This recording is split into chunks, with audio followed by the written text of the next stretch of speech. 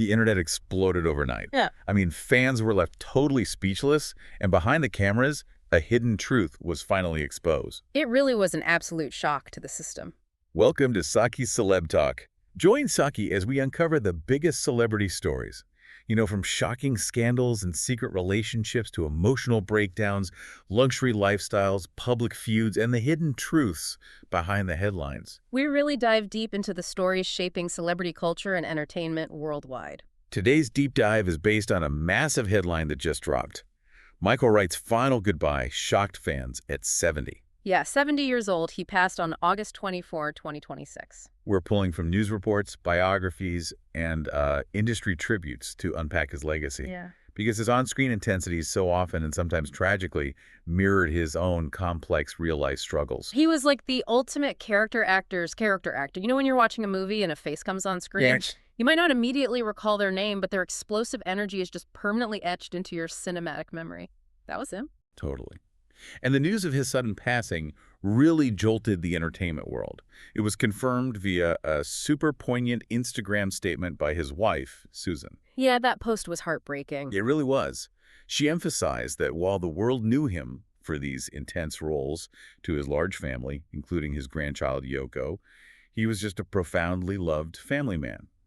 And they are keeping the exact cause of his death strictly private. Which is completely understandable, but the industry reaction was immediate. Like his co-star from the 1991 film The Five Heartbeats, Leon, who played J.T. Matthews, he posted this deeply emotional tribute. He said they made history together. Exactly, and it highlights this interesting phenomenon.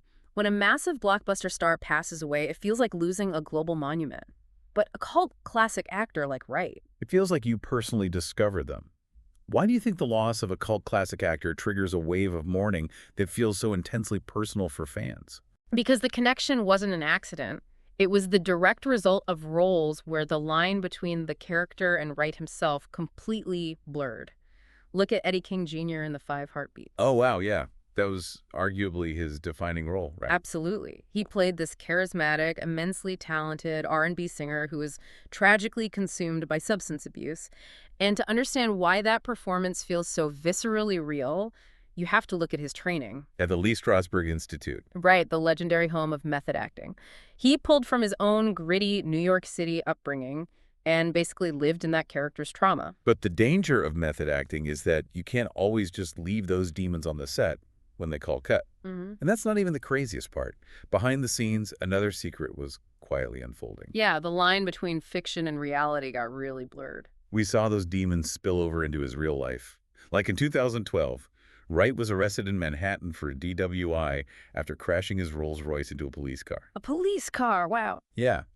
He was openly battling the very same self-destruction he portrayed on screen.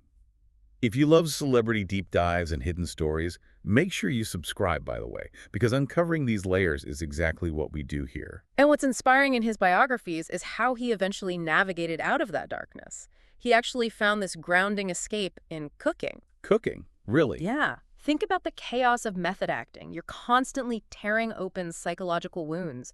Cooking is precise, it's physical. It gave him an anchor. That makes a lot of sense. He even gave this beautiful interview later in life where he called love the ultimate antidote to the crushing pressures of show business. It's amazing he survived those pressures. Yeah. But his career trajectory is fascinating. Let's talk about 1983. Okay, lay it on me. He wins the Volpe Cup for Best Actor at the Venice Film Festival for Robert Altman's Streamers. That is one of the most prestigious acting awards in the world. Wait, really? But winning a Volpe Cup usually punches your ticket to, like, A-list leading man status. Yeah. Why did he deliberately choose a path defined by gritty, morally ambiguous roles instead? Well, that's the big question. Was he deliberately choosing them, or was 1980s Hollywood simply refusing to offer a black character actor traditional leading roles? Oh, wow. This systemic barriers. Exactly. They were undeniably real. But rather than fighting to fit a conventional mold, Wright weaponized his immense talent. Safe A-list roles require an actor to be a mirror. Wright was a magnifying glass. He forced the audience to look directly at the uncomfortable scars that Hollywood usually covers up, which completely reframes his massive mainstream visibility.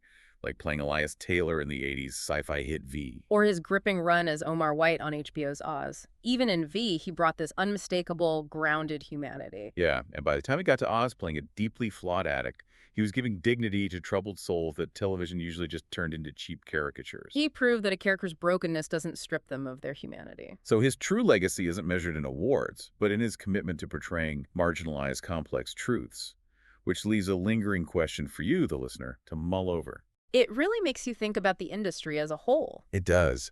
Considering how deeply Michael Wright mined his own personal demons to play addicts and troubled souls, does the entertainment industry actually provide enough mental health support for actors who repeatedly sacrifice their psychological well-being for our entertainment? It's a huge issue. It really is. You've been listening to Saqi Celeb Talk, where we uncover the stories, secrets, and drama shaping celebrity culture. Thanks for tuning in, and don't forget to subscribe for more stories the internet can't stop talking about.